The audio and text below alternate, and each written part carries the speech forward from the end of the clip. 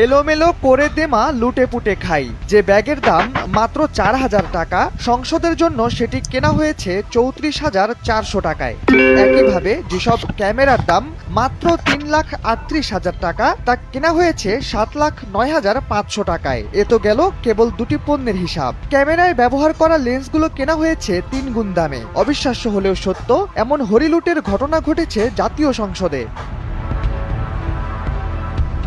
যে সংসদে প্রতিদিন দুর্নীতি লুটপাটের বিরুদ্ধে কথা বলা হয়, যেখানে এসে জাতির কাছে খরচের হিসাব দেন রাজনৈতিক নেতারা, সেখানে এমন দিবালোকে ডাকাতি করার মতো ঘটনায় চোখ ছানা বড়া সবার। সংশ্লিষ্টরা বলছেন, এটি কোনো কাঁচা হাতের কাজ নয়, কাগজে কলমে পাক্কা হিসাব রেখেই রীতিমতো হরিলুট করা হয়েছে সংসদ সচিবালয়ের প্রথম কেনাকাটায়। এলোমেলো করে দেন আর লুটে পুটে খাই, এইটাই জনগণ আশা করেছিল বিএনপির চরিত্র একদিন এভাবেই ফাঁস হবে। এই রকম করে যদি সংসদে বিল করে আর এরকম করে যদি কেনাকাটা করে, রাষ্ট্র দেউলিয়া হতে বেশি সময় লাগবে না, অল্প কিছুদিন অপেক্ষা করলে রাষ্ট্র দেউলিয়া।